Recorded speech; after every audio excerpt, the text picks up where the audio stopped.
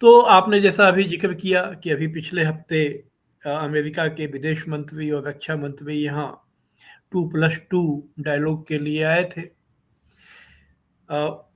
यहाँ पर जब वो बातचीत खत्म हो गई तो भारत की तरफ से जो पत्रकारों को जानकारी दी गई उसमें बताया गया कि भारत ने अमेरिकी मंत्रियों के सामने ये कहा कि कनाडा में जो सिख आतंकवादियों का या अलगाववादियों का की जो गतिविधियां हैं उसकी जानकारी दी और भारत ने उसमें जो उनको वहाँ संरक्षण मिला हुआ है इसके मुद्दे को उठाया।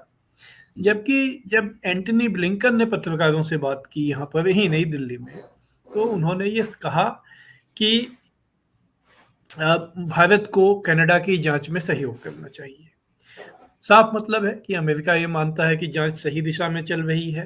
कनाडा के पास ये आरोप लगाने के पर्याप्त सबूत हैं कि निज्जर हत्याकांड में भारतीय एजेंसियों का हाथ था और इसलिए तभी उनके विदेश मंत्री ने यहाँ कहा कि वहाँ जो जांच चल रही है भारत को उसमें सहयोग करना चाहिए ताकि किसी अंतिम निष्कर्ष तक उसमें पहुंचा जा सके।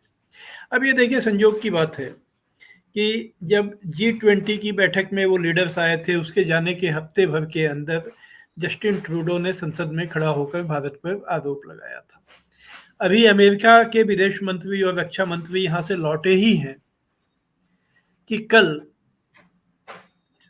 दिवाली के दिन आम दुनिया भर में ये बात जानी जाती है कि दिवाली भारत का बहुत बड़ा त्यौहार है और उस दिन आमतौर पर जो विश्व नेता हैं वो भारत के लिए शुभकामना के संदेश भेजते हैं भारतीयों को।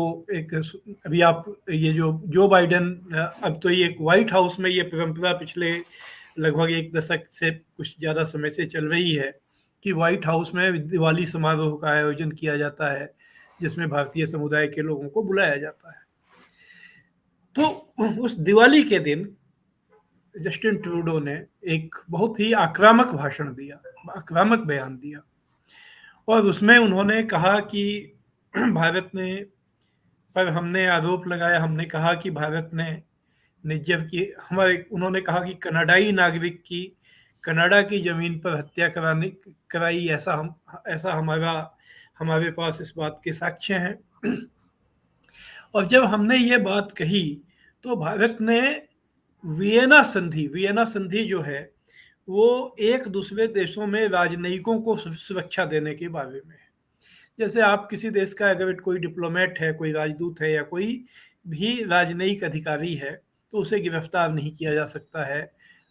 कई उन्हें सुरक्षाएं मिली होती हैं, उन्हें कहीं आने जाने की सुरक्षाएं मिली होती हैं। तो उन्होंने कहा कि भारत ने वियना संधि का उल्लंघन किया और उसने हमारे राजनयिकों को जो इम्यूनिटी मिली हुई थी, अभयदान मिला हुआ था, उसको वापस ले लिया, जिसकी वजह से हमें अपने राजनयिकों को वापस बुलाना पड़ा। तो अब उन्होंने ये दो आरोप मढ़ दिए। एक तो उन्होंने ये कहा, उस पहले वाले आरोप को दोहराया कि जो निज्जर की हत्याकांड से संबंधित है, और दूसरा आरोप अब उन्होंने भारत पर यह भी लगा दिया कि उसने वियना संधि का उल्लंघन किया। देखिए, ये अंतर्राष्ट्रीय मामलों में ये सारे आरोप बहुत गंभीर माने जाते हैं, इसलिए कि इसका मतलब क्या है कि अब वो ये पहले तो उन्होंने ये कहा कि किसी अन्य देश की जमीन पर कोई दूसरी देश आपराधिक गतिविधि न चलाए, यह जो अंतर्राष्ट्रीय नियम है भारत ने इसका उल्लंघन किया। अब उन्होंने कह दिया कि भारत ने जो डिप्लोमेटिक जो कायदे कानून है उसके लिए जो अंतर्राष्ट्रीय संधि है उसका भी उल्लंघन किया। तो वो भारत की कैसी छवि बनाने की कोशिश कर, भारत की क्या छवि वो पेश कर रहे हैं? वो ये छवि कर रहे हैं कि भारत कोई भी अंतर्राष्ट्रीय नियम कानून को नहीं मानता है। अब उन्होंने ये कहा कि अगर बड़े देश, भारत के लिए उन्होंने कहा कि अगर बड़े देश अंतर्राष्ट्रीय नियमों का उल्लंघन करने लगे तो दुनिया बहुत खतरनाक जगह बन जाती है। उन्होंने कहा कि अगर बड़े देश ऐसा करने लगे तो दुनिया सबके लिए बहुत खतरनाक जगह बन जाती है। तो ये कुल मिलाकर बहुत ही ब्लिस्टरिंग अटैक है, बहुत ही मतलब आक्रामक मुद्रा में किया गया है। और इसका संयोग यह है कि अमेरिकी मिनिस्टर्स यहाँ से गए हैं और उन्होंने फिर से ये आरोप लगाया। ये सारी चीज़ें जो बयान ये नेता लोग देते हैं ये ऐसे ही नहीं देते हैं, उसकी टाइमिंग और उसको जो शब्द वो इस्तेमाल करते हैं उसका एक मीनिंग होता है। आप देख रहे हैं जनचौक का सोशल मीडिया प्लेटफॉर्म। हमारे YouTube चैनल को सब्सक्राइब करने के लिए बेल आइकन दबाना ना भूलें।